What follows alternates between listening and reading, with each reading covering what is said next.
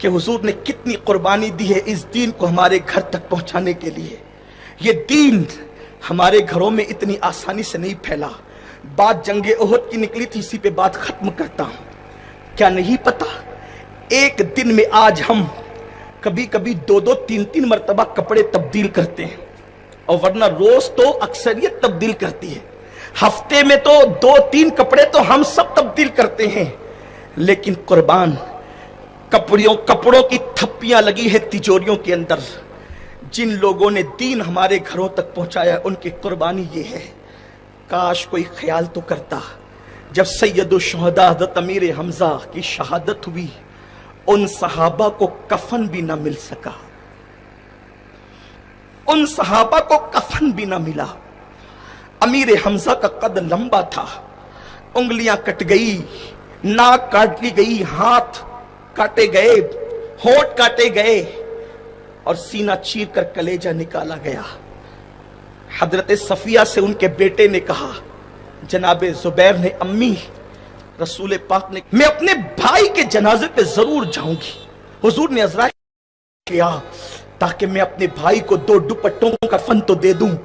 आज तो लावारिस मैयतों को भी पूरा पूरा कफन दिया जाता है, इतनी खुशहाली का दौर है। लेकिन जिनके लिए कुरान ने कहा वला तक़ूलू लिमन युक़्तलू फी सबीलिल्लाहि अमवात, अव्वलीन इसके मिज़दाक शोहदाए उहद है, और उन्हीं के लिए ये नाजिल हुई। अगरचे इसका हुक्म क़यामत तक के लिए आम है, लेकिन जिनके लिए खास तौर पे नाजिल हुई है वो शोहद के, वो ओहदा के, वो जंगे ओहद के शहीद हैं। हजरत अमीर हमजा की बहन ने कहा, जा बेटे 2 दुपट्टे ला। 2 दुपट्टे जनाबे जुबैर लाए और अपनी मां के हाथ में दे दिया। एक बहन अपने भाई का कफन दुपट्टे की शक्ल में अपने नबी के सामने लेकर गई, या रसूल अल्लाह, ये मेरे भाई का कफन बना दे, इसलिए कि मेरे भाई हमजा को कफन देने के लिए आपके पास कपड़ा भी नहीं है। मेरे नबी ने 2 दुपट्टों पे नजर डाली और इरशाद फरमाया, सफिया, ऐ मेरी फूफी, आपका भाई है यहाँ, आप उसके लिए कफन का इंतजाम कर चुकी। लेकिन मुझे मेरे एक सहाबी की कुर्बानी याद आती है जिसका नाम मुसअब इब्न उमैर है। ये मक्के में सबसे ज्यादा कीमती कपड़े पहनने वाला शख्स था और सबसे कीमती खुशबू लगाने वाला इंसान था। मक्के की औरतें और बच्चे कभी कहते कि यहां से उमैर का बेटा गुजर रहा है, इसलिए कि उससे कीमती खुशबू पूरे मक्के में कोई नहीं लगाता। जब मुसलमान हुए, तवज्जो फरमाएं, जब मुसलमान हुए उस वक्त मां ने कहा, मैंने सुना है कि माज़अल्लाह तू मुर्तद हो गया। हज़रत मुसअब ने कहा, नहीं, मैं तो मुसलमान हुआ। कहा, तू मोहम्मद अरबी का गुलाम हो गया? कहा, हाँ। कहा, या तो मां को चुन या तो अपने नबी को। हज़रत मुसअब ने कहा था, तुझ जैसी हजारों माएं मैं अपने नबी के कदमों पे कुर्बान कर दूं। पिदर मादर बिरादर जानो माल उन पर फिदा कर दे। अल्लाह अकबर। तो मां ने कहा था, अगर मुझे छोड़ेगा तो तेरा आराम छिन जाएगा, तेरी दौलत छिन जाएगी, तेरा मकान छिन जाएगा। हजरत मुसअब ने कहा था, सारी राहतें कदमे नाज़े मुस्तफा पर कुर्बान है।